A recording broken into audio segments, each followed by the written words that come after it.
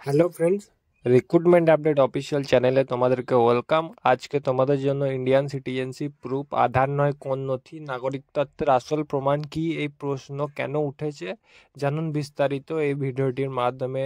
Indian আধার নয় এবং কোনো নথি এবং কোন নথি আপনাদের জেনে নিন এই ভিডিওর মাধ্যমে। সম্পত্তি রিপোর্ট অনুযায়ী আধার কার্ড এবং ভোটার আইডি অনেকের কাছে নাগরিকত্বের চূড়ান্ত প্রমাণ বলে মনে হলেও বাস্তবে ভারত সরকারের স্পষ্ট ব্যাখ্যা দিয়েছে আধার নাগরিকত্ব প্রমাণ নয়। এই প্রতিবেদনটি জানানো হবে ভারতের নাগরিকত্ব প্রমাণ করতে হলে কোন নথি আসল গুরুত্বপূর্ণ, ভোটার তালিকা যাচাই, যেসব বিদেশ নাগরিক ধরা পড়েছে তাদের প্রসঙ্গ। কেন এই প্রশ্ন উঠেছে সেটা জেনে নিন। সম্প্রতি কেন্দ্রীয় নির্বাচন কমিশন জানিয়েছে যে বিহার, আসাম সহ বেশ কিছু রাজ্যের ভোটার তালিকা যাচাইয়ের সময় বাংলাদেশ, মায়ানমার ও নেপালের নাগরিকত্বের খোঁজ পাওয়া গেছে। এরা কিভাবে ভারতে ভোটার তালিকায় ঢুকে পড়েছেন তা নিয়ে উঠেছে বড় প্রশ্ন।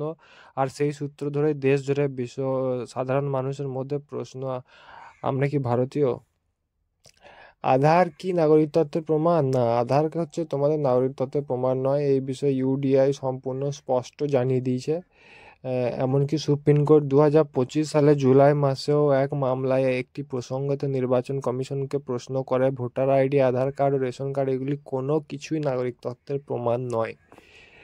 তাহলে কোন নথি নাগরিকত্বের প্রমাণ জেনে নিন এই প্রতিবেদনের মাধ্যমে। ভারতের নাগরিক হিসাবে নিজেকে প্রমাণ করার জন্য 4টি মূল নথি থাকলেই তোমরা প্রমাণ করে দিতে পারবে। সবারই প্রথম জন্মসূত্রে হচ্ছে তোমাদের বার্থ সার্টিফিকেট। জন্ম সার্টিফিকেট যদি তোমাদের থাকে তো তোমরা কোনোদিন যদি অবজেকশন হয় তো দেখাতে পারবে।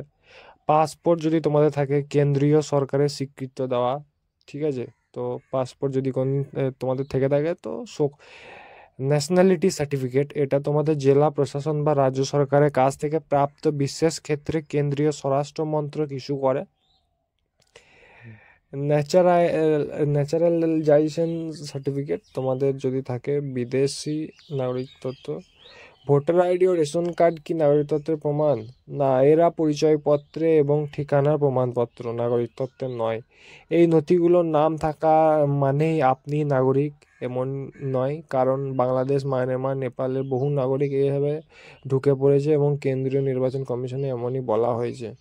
তো আইনগত ইন্ডিয়ান সিটিজেনশিপ অ্যাক্ট অনুযায়ী জন্মসূত্রে যদি তোমাদের বার্থ সার্টিফিকেট থাকে, উত্তরাধিকার সূত্র থাকে, নিবন্ধের মাধ্যমে বা প্রকৃতিকরণ থাকে, রেজিস্ট্রেশন থাকে, তো এই সমস্ত ডকুমেন্টস যদি তোমাদের কাছে থাকে, জন্ম সার্টিফিকেটে কপি, ভোটার আইডি সহায়ক হিসেবে, আধার পরিচয়পত্র, পাসপোর্ট যদি থেকে থাকে, শিক্ষা প্রতিষ্ঠানের রেকর্ড যদি তোমাদের থেকে থাকে, পরিবারের সদস্য জন্ম রেকর্ড যদি তোমাদের থেকে থাকে, এমনি কোনো টেনশনের ব্যাপার নাই। এটা একটা নথি। তোমাদের কাছে যদি কোনো রকম কোনোদিন কোনো কোয়ারি হয়ে থাকে তো এই সমস্ত ডকুমেন্ট তোমরা শো করবে।